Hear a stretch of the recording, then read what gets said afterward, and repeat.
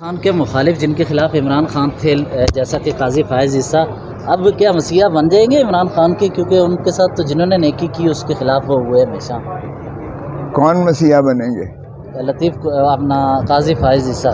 देखिए, काजी फायज़ ईसा chief justice supreme court होगा, और जो चीफ जस्टिस सुप्रीम कोर्ट का होता है वो लामहला वो पेटर फेमिलियस बाप होता है अदलिया का, और अदलिया में वकला शामिल होते हैं। तो एज ए पेटर फेमिलियस एक बाप की हैसियत से, जिसने जुडिशल सिस्टम को भी इस मुल्क में चलाना है और आइन की बालादस्ती को भी जो है मलहूज रखना है, और बुनियादी हकूक़ का भी वो ज़ामिन है अवाम की, मुझे तो यकीन है कि काजी फायज़ ईसा बड़ी टू द बुक जाता है, बुक के मुताबिक, यानी वो उसके मुताबिक काम करता है, और वो बिल्कुल जो है आइन पर अमलदारी करते हुए अवाम को बुनियादी हकूक़ फराहम करेंगे इंशाअल्लाह। पहले तो इमरान खान ने और उनके साथियों ने बाजवा को कौम का बाप बना दिया था, बाजवा साहब को, तो आज आपने अदलिया में काजी फायज़ को कह दिया है, बाद में उसके साथ पीटीआई ने क्या किया, इसके साथ क्या करेंगे अगर खिलाफ फैसले हैं? मैं काजी फायज़ ईसा को बाप नहीं कह रहा, मैं कह रहा हूँ चीफ जस्टिस जो होता है वो पेटर फेमिलियस बाप होता है अदलिया का, जो भी चीफ जस्टिस हो।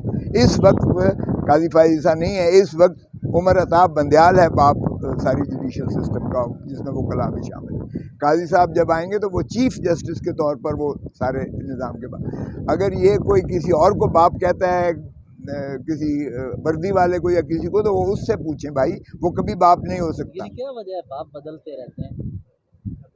ये उनसे पूछें जो बाप बदलते हैं। सिर्फ बुशरा बीबी के हवाले से आप जो पेश हुई हाई कोर्ट में बगिंग डिवाइस उनके घर में या उनके लिए, जज ने बड़े अच्छे रिमार्क्स दिए, थोड़ा सा उस हवाले से बताइए। देखें, जज साहब ने कहा कि वो मैंने जस्टिस सलीम साहब के जो 1998 में रानी शहीद बेनज़ीर भुट्टो के केस में जो उन्होंने ऑब्जर्वेशन दी थी कि अगर ऐसे जो है हालात देखा जाए तो एक कौम को सिवाय शर्मिंदगी के डूब मरने के और कोई मुकाम नहीं रहता है। तो मैंने कहा जी देखें कि इन्हीं तरह की बगिंग डिवाइसेस के ऊपर जो है 1998 में जस्टिस सलीम अख्तर साहब ने कहा, तो जज साहब ने कहा कि बिल्कुल वो मैंने वो जो हवाला दूसरा दिया था नजम साकिब वाला, वो उसमें जज साहबान ने ऐसी इस्लामाबाद हाई कोर्ट के जज साहब ने बड़े ज़बरदस्त उन्होंने रिमार्क्स भी दिए हैं, उन्होंने पॉइंट्स फॉर डिटर्मिनेशन भी किए हैं। उन्होंने कहा कि आप किसी की प्राइवेसी में मुदाखलत कैसे कर सकते हो, फ़ोन में बगिंग डिवाइसेस कैसे लगा सकते हो, किस कानून के तहत लगा सकते हो, किसको अख्तियार है, किस तरह से आप जो है ये करते हो कि लोगों की प्राइवेसी में आप मुदाखलत करते हो। और ऑडियो जो लीक्स आई हैं वो जो है उस पर उन्होंने कहा है कि जवाब दें, और उन्होंने कहा है कि इंटीरियर सेक्रेटरी को भी बुलाएंगे अगली डेट पर, और ये जो है लॉ सेक्रेटरी को भी बुलाएंगे अगर ये जवाब यानी वो तसल्ली बख्श नहीं देते हैं। और एक 2013 का लॉ है जिसमें जो है उसमें डिटर्मिन किया गया, और वो भी बड़ा एक ऐसा कोर्ट के ऑर्डर के तहत, और जिसमें जो है उनको नज़र आए कि कोई दुश्मन जो है पाकिस्तान की कोई ऐसी रियासत की दुश्मनी में मुलव्वस हो तो वो उसकी हद तक हो सकता है, लेकिन वो भी अदालत की जो है बहुत ज़्यादा महदूद दायरा है जिसमें कर सकते हैं। यहाँ तो हर एक के बगिंग डिवाइसेस है। मैंने कहा जी मैं अपने मोक्किला से मैं बात नहीं कर सकता हूँ, इसलिए कि वो फ़ोन उनका बग्ड है, ये और या उनका कमरे में बगिंग डिवाइसेस लगी हुई हैं, तो ये क्या है? Are we living in a democratic country which is ruled and regulated by constitution and fundamental rights? तो बुनियादी हकूक़ में तो आर्टिकल 14 में घर को और बहुत ज़्यादा जो है तहफ़्फ़ुज़ दिया गया, चादर और चार दीवारी का तहफ़्फ़ुज़, ज़िंदगी का तहफ़्फ़ुज़, प्राइवेसी का तहफ़्फ़ुज़, गुफ्तगू का तहफ़्फ़ुज़, ये सारी चीज़ें जो है एक आज़ाद ममलकत में और रियासत में, और आइन हमारा उसको रेगुलेट करता है, हमारा मज़हब भी रेगुलेट करता है। किसी के दरवाजे पर दस्तक दो, अगर जवाब नहीं आता तो वापस चले जाओ।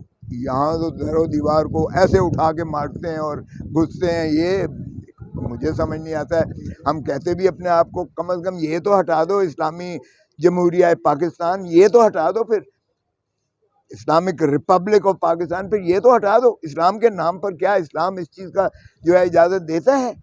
तो फिर अगर आप इस तरह से जो है लोगों की चादर और चार दीवारी के तहफ़्फ़ुज़ नहीं दे सकते और पामाल करते हो, तो जज साहब ने बड़े अच्छे रिमार्क्स दिए। उन्होंने 18 को उस केसेस के साथ क्लब कर दिया है और उन्होंने कहा है कि किसी को इदारे को अख्तियार नहीं है कि वो किसी के प्राइवेसी में मुदाखलत करके उसकी बगिंग डिवाइसेस लगाए, फ़ोन टेपिंग करे, ऑडियो लीक्स जो है इस तरह से करे। आप इस तरह से नहीं कर सकते। खान साहब की ज़मानत पे समाअत नहीं हो रही है, क्या वजह है, क्यों उनको अंदर रखा जा रहा है? यार मैं उसमें वकील नहीं हूँ, उसमें वो अपना सलमान सफदर साहब हैं। गुजरांवाला में आपके खिलाफ भी मुकदमा दर्ज कर दिया गया है, तो क्या अब ये हम समझे कि वकला की बारी अब आने वाली है? देखें, ये शर्म आनी चाहिए जिसने किया है। हमारा जिस तरह पार्लियामेंट का एक अपना तकद्दस है, अंदर आप जो मर्जी बात करते हो, इसी तरह हर इदारे का तकद्दस होता है। बार एसोसिएशन और बार रूम्स का अपना एक तकद्दस है। ये हफ्ते वाले दिन मुझे बहुत, देखें जो भी बारें हैं हमारी बार एसोसिएशंस हैं, वो इंस्पिरेशन लेती हैं सीनियर वकला से। तो मुझे उन्होंने काफ़ी अर्से से बुलाया हुआ था कि आप तशरीफ़ लाएं। मैंने कहा कि वक्त मुझे मिलेगा तो हफ्ते वाले दिन ही है।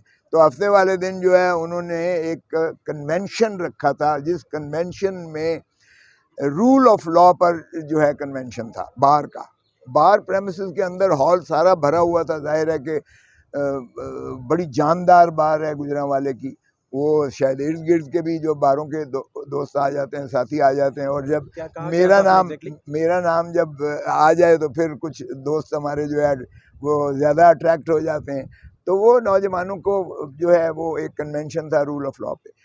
हमने तकारीर की हैं, सभी ने आइन की बातें की, कानून की बातें की, जो इंसानी हकूक़ की पामाली हो रही है उसकी तरफ निशानदेही की गई और काफ़ी जो है अच्छे हमारी जो है एक नशिस्त रही। उसके बाद कोई ऐसा बातें नहीं हुई हैं।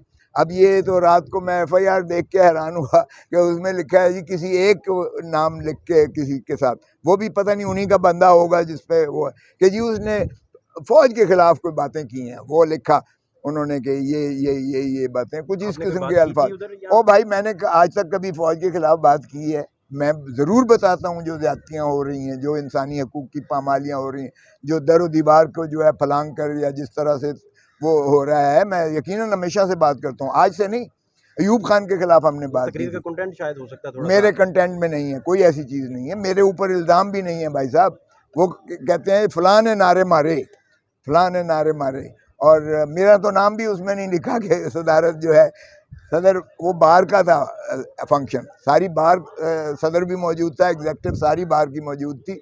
मैं उसमें चीफ गेस्ट की हैसियत से या चीफ स्पीकर की हैसियत से था, मेरा नाम नहीं लिखा हुआ। नहीं होंगी खोसा साहब अब काजी साहब के होते हुए जब तहरीक इंसाफ की तरफ से लोग, क्योंकि वो जिस तरह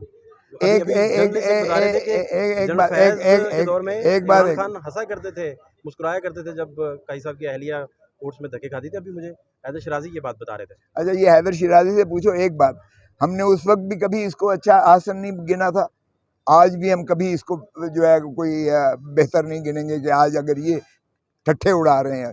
हम आज फौजी अदालतों को इसलिए मुखालफत कर रहे हैं कि कल को ये भी फौजी अदालतों के